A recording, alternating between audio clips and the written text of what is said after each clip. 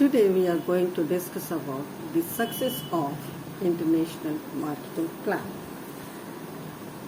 The successful international plan is an integrated set of effective national marketing plans.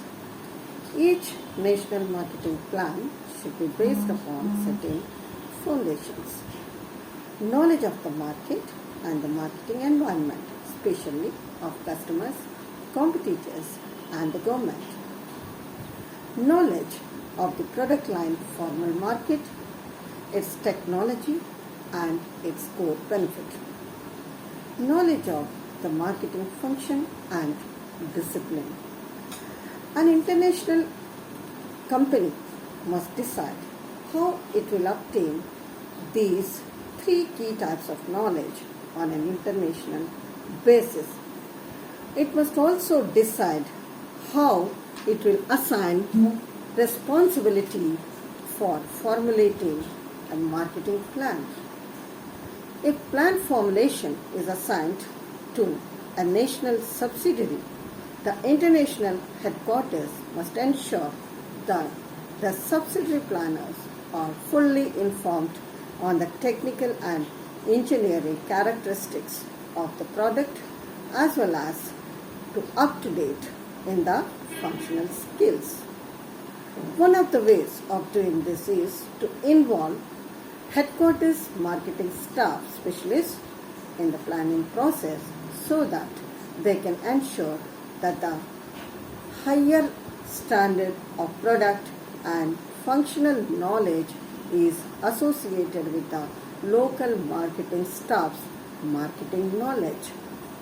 Thus, international and translational plan is neither the product of the subsidiary nor the product of headquarters. It is neither top-down nor bottom-up, but rather an interactive product that combines inputs from both the international and the local perspective. This balance is essential if the plan is to approximate the objective of international optimization as opposite to national sub-optimization.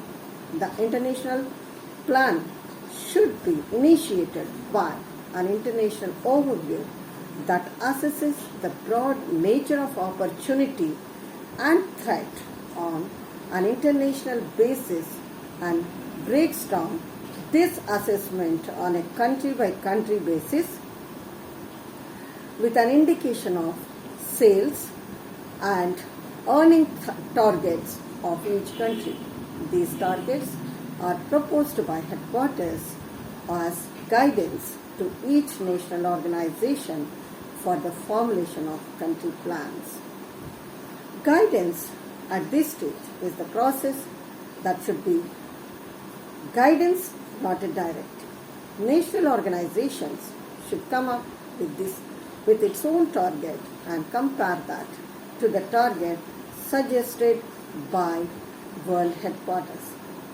If there is a difference between the country target and national organization's target, they should be openly challenge headquarters, and the challenge should be to produce a dialogue that searches for the realistic target. After receiving guidance from the headquarters country, unit needs to develop a program that will achieve the target specified by the guidance. After preparing their plans, headquarters and subsidiaries come together to negotiate an agreement. Headquarters is seeking to performance from each company until the integration of each international plan. If a country unit is a supplier for home country and third country markets, production schedules and transfer prices must be agreed upon. If a country unit is to market a product produced elsewhere in a company, the sales and delivery plans must be coordinated. Now, we should understand how this international marketing plan be incorporated Standardized International Marketing Plan. Standardized International Marketing Plan offers a number of advantages. First of all, there are significant cost savings if standardization is practiced. A company that limits the number of models and variants of its product can achieve longer production runs and greater economies of scale. This is an elementary and has been demonstrated in actual practice thousands of times over. Henry Ford was probably the first industrialist to demonstrate potential mass production for achieving large-scale economies and creating a national market. Similarly, Italian appliance industry during 1960 achieved a remarkable cost reduction through standardization and long production runs. In the process, took a leadership position in Europe. Cost savings can be achieved not only in the production but also in packaging, distribution, and also in the creation of advertising materials. There are other benefits also of standardization. Increasingly, mobile world a standardized product. It is the same in every national market. Therefore, uniform for increasing number of customers who travel across national boundaries. These are the pressures today to standardize products so that the customer can develop a standardized program in its operations. The other benefits which it extends successful products and good ideas into all markets. However, a number of obstacles to standardization, like market characteristics, may be so different in so many major ways that it is impossible to offer a standardized product. Secondly, decentralized international marketing plan. Many companies followed a decentralized planning approach, either because of poor results using a standardized approach or after noting the many differences between the country in market environments. This approach has received perhaps more support in marketing than other functional areas. An executive of a marketing international company expressed his view as marketing is a conspicuous by its absence from the functions which can be planned at a corporate headquarters level.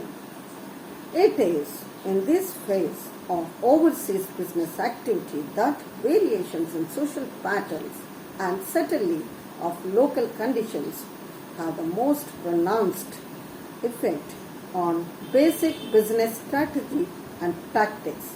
For this reason, the responsibility of the marketing planning must be carried out by those overseas executives who are most familiar to the local environment.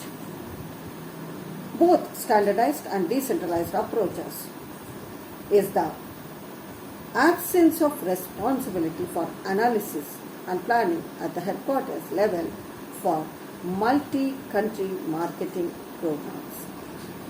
In case of standardized market plan, activities are assumed to be unnecessary.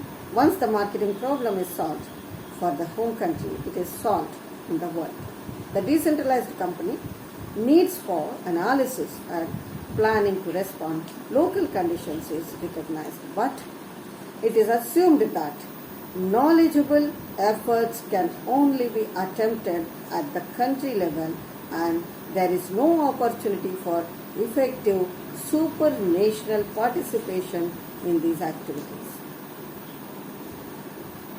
Thirdly, interactive international marketing plan. The third approach. It is to formulate an international marketing plan to be integrated, interactive approach. this is a superior to either standardized or local plan because it draws all the strengths of each of these approaches in planning to formulate a synthesis. Under the interactive marketing planning approach, subsidiaries are responsible for identifying the unique characteristics of their market and ensuring that market plan responds to local characteristics. Headquarters, both international and regional, are responsible for establishing a broad strategic framework for planning in such matters and deciding on major goals and objectives on where to allocate resources. In addition to this, headquarters must coordinate and rationalize the product design, advertising, pricing, distribution activities of concentrating staff activities at headquarters location in attempt to achieve a high level performance versus the advantage of decentralizing staff activities and assigning people directly to subsidiaries. So each decision must stand on its own merit, but there are significant opportunities for the improvement of performance and cost saving by concentrating certain activities at one location. For instance, many companies have successfully centralized the operation of advertising appeals at the world or regional headquarters.